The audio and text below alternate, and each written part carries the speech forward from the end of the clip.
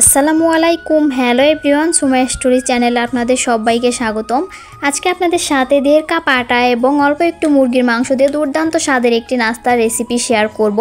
এই নাস্তাটি যেমন ক্রিস্পি হয় তেমনই খেতে মজা। নাস্তাটি তৈরি করার জন্য প্রথমে একটা বাটিতে আমি 1.5 কাপ আটা নিয়েছি। এরপর এখানে দিয়ে দিব হাফ চামচ লবণ এবং 1 চামচ সয়াবিন তেল। এখন আটার সাথে সব কিছু ভালোভাবে মিশিয়ে নিব। আপনারা চাইলে ময়দা দিয়েও এই নাস্তাটি তৈরি করে নিতে পারেন। সব কিছু ভালোভাবে মিশিয়ে নিয়েছি। এখন অল্প অল্প করে ঠান্ডা পানি দিয়ে মসৃণ একটা ডো তৈরি করে নেব। ডোটা আমি তৈরি করে নিয়েছি। এখন এই ডোটা আমি ঢেকে রেখে দিব। এখন আমি নাস্তার জন্য পুর তৈরি করে নেব। প্রথমে একটা প্যানে 1 চামচের মতো সয়াবিন তেল দিয়েছি। এরপর দিয়ে দিব হাফ চামচ আদা এবং রসুন বাটা। তেলের সাথে আদা এবং রসুন বাটাটা ভেজে নিয়ে এরপর দিয়েছি পেঁয়াজ কুচি এবং কাঁচামরিচ কুচি। পেঁয়াজ কাঁচামরিচটা 1 মিনিট ভেজে নিয়ে এরপর এখানে দিয়ে দিব চিকেনটা আমি আগেই পানি দিয়ে সিদ্ধ করে এইভাবে ছাড়িয়ে নিয়েছি। এখন চিকেনটা দিয়ে 1 মিনিট ভেজে নিব। এরপর এখানে দিয়ে দিব হাফ চামচ গোলমরিচের গুঁড়া, দিয়ে দিব লাল মরিচের গুঁড়া, এরপর দিব স্বাদ মতো লবণ এবং দিয়ে দিব সয়া সস। এখন সব কিছু নেড়ে চেড়ে ভেজে নিব। চিকেনটা চুলা থেকে নামানোর আগে এখানে আমি দিয়ে দিব টমেটো সস। একটু বেশি করে টমেটো সস দিয়েছি। এখন নেড়ে চেড়ে আবারও ভেজে নিব। টমেটো সস দিলে এই চিকেনের পুরটা খেতে বেশি মজা লাগে। আমার চিকেনের পুরটা রেডি। এখন আমি চিকেনের পুরটা নামিয়ে নিব। চিকেনের পুরটা দেখতে কিন্তু অনেক লোভনীয় লাগছে। এখন এই পুরটা আমি একটা বাটিতে তুলে নিব। চিকেনের পুরটা আমি বাটিতে তুলে নিয়েছি। এরপর আমি যে ডোটা মাখিয়ে রেখেছিলাম এই ডোটা কিন্তু অনেকটাই সফট হয়ে গেছে। এখন আর একটু ভালোভাবে মথে নিব। এখন এই ডো থেকে আমি ছোট ছোট করে লেচি কেটে নিব। আমি এখানে 1.5 কাপ আটা থেকে 5টা লেচি কেটে নিয়েছি।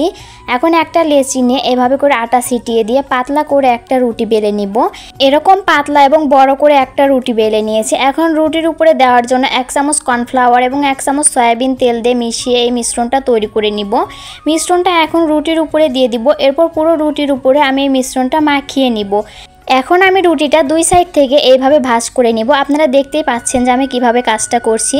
এখন ভাঁজ করে নেওয়া রুটির উপরে আবারও কর্নফ্লাওয়ার এবং তেলের মিশ্রণ দিয়ে মাখিয়ে নিব। এরপর রুটিটা এভাবে ভাঁজ করে দিয়ে এভাবে পরোটার শেপ দিয়ে নিব। এখন আমি এই রুটিটা আবারও বেলে নিব। এরকম লম্বা করে আমি বেলে নিয়েছি। এখন এই রুটিটা আবার মাঝ বরাবর কেটে 2 ভাগ করে নিব। এখন এইভাবে করে সমান করে বসিয়ে দিব। এরপর মাঝখানে দিয়ে দিব আগে থেকে তৈরি করে রাখা চিকেনের পুর। এখন চিকেনের পুরটা দিয়ে এই সাইড দিয়ে এভাবে করে পানি লাগিয়ে দিব যেন রুটিটা খুলে না যায়। এখন এইভাবে করে ভাঁজ করে দিলেই হয়ে যাবে। আপনারা দেখতেই পাচ্ছেন, দেখে নিশ্চয়ই বুঝতে পারছেন যে আমি কিভাবে তৈরি করে নিয়েছি। আমার একটা নাস্তা তৈরি করা হয়ে গেল।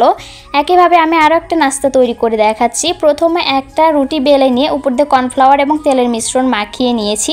এরপর আবারও ভাঁজ করে দিয়ে কর্নফ্লাওয়ার তেলের মিশ্রণ দিয়ে মাখিয়ে এভাবে করে ভাঁজ করে নিয়েছি।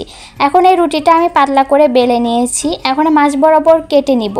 এরপর রুটিটা এভাবে করে বসিয়ে দিয়ে উপরে চিকেনের পুর দিয়ে দিব।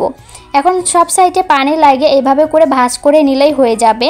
আমার আরও একটা নাস্তা তৈরি করা হয়ে গেল। এভাবে করে সবগুলো নাস্তাই তৈরি করে নিয়েছি। এখন আমি নাস্তাগুলো ভাজার জন্য একটা প্যানে পরিমাণ মতো তেল দিয়ে ভালোভাবে গরম করে নিয়েছি। এখন একে একে সবগুলো নাস্তা দিয়ে উল্টে পাল্টে ভেজে নিব।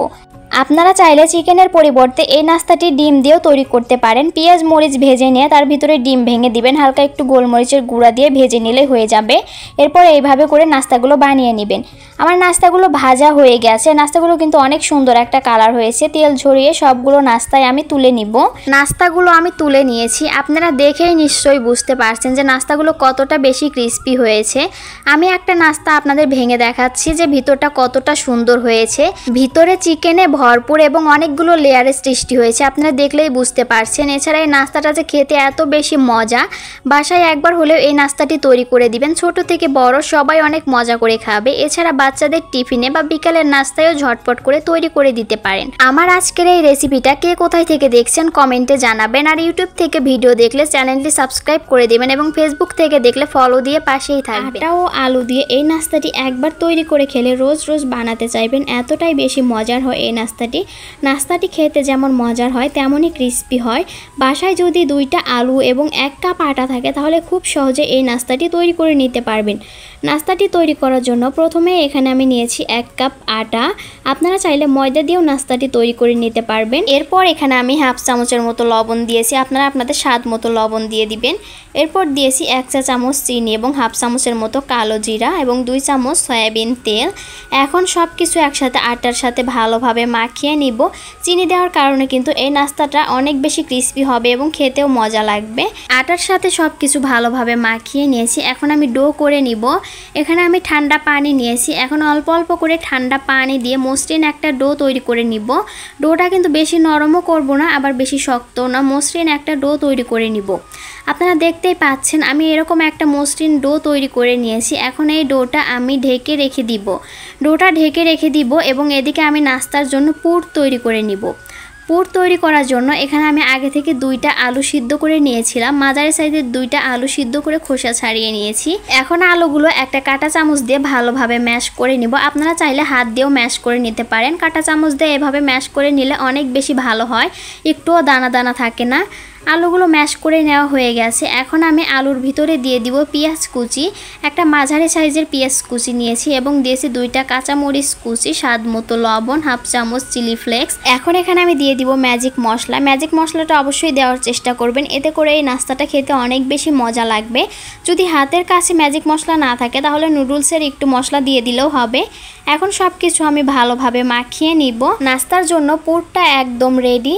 এদিকে আমি যে আগে থেকে ডোটা মাখিয়ে রেখেছিলাম, ডোটা কিন্তু অনেকটা সফট হয়ে গেছে। এখন এই ডোটা আমি আর একটু ভালোভাবে মথে নিব।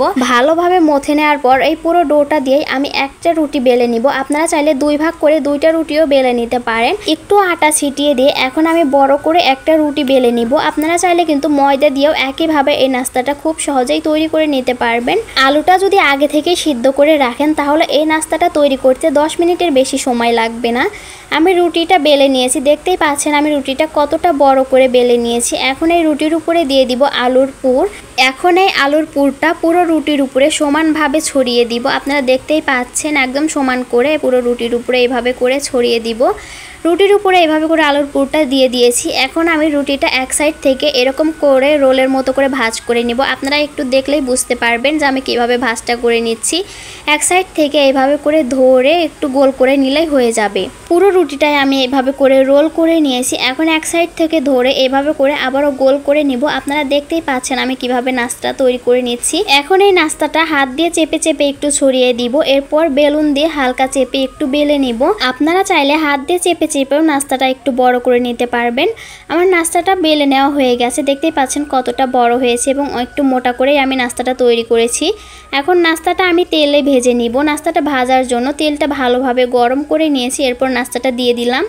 এখন উল্টে পাল্টে নাস্তাটা ভেজে নিব। নাস্তাটা এক সাইডে ভাজা হয়ে গেছে, এখন উল্টে দিয়ে আর এক সাইডও ভেজে নিব সুন্দর একটা কালার আসা পর্যন্ত। আমার নাস্তাটা পুরোপুরি ভাজা হয়ে গেছে। এখন আমি তেল থেকে নাস্তাটা তুলে নিব। আপনারা চাইলে অল্প তেলেও এই নাস্তাটা ভেজে নিতে পারবেন। নাস্তাটা কিন্তু অনেক বেশি ক্রিস্পি হয়েছে। এখন আমি তুলে নিব। নাস্তাটা আমি তেল ঝরিয়ে তুলে নিয়েছি। এখন এই নাস্তাটা আমি কেটে নিব। আমি নাস্তাটা 4 ভাগ করে কেটে নিব। আপনারা চাইলে আরও বেশি করেও পিস করে নিতে পারেন। নাস্তাটা কেটে নেওয়ার পর এখন এর উপর দিয়ে আমি একটু টমেটো সস দিয়ে দিব। এতে করে দেখতেও সুন্দর লাগবে এবং খেতেও অনেক বেশি মজা হবে। একটা পলিথিন ব্যাগে আমি টমেটো সস নিয়েছি। এরপর সাইডে একটু কেটে এইভাবে করে দিয়ে দিচ্ছি। এতে করে দেখতে কিন্তু অনেক বেশি সুন্দর লাগছে।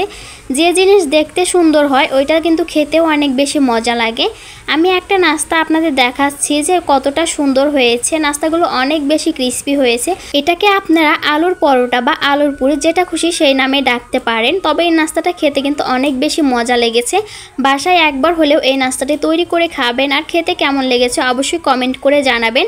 রেসিপি ভালো লাগলে শেয়ার করে টাইমলাইনে রেখে দিবেন যেন পরবর্তীতে পরিবারের সবাইকে তৈরি করে খাওয়াতে পারেন। আমার রেসিপিটি আপনি ইউটিউব থেকে দেখলে চ্যানেলটি সাবস্ক্রাইব করে দিবেন এবং ফেসবুক থেকে দেখলে ফলো দিয়ে পাশেই থাকবেন। আজকের মতো এখানেই বিদায় নিচ্ছি। ভালো থাকবেন সবাই। আল্লাহ হাফিজ।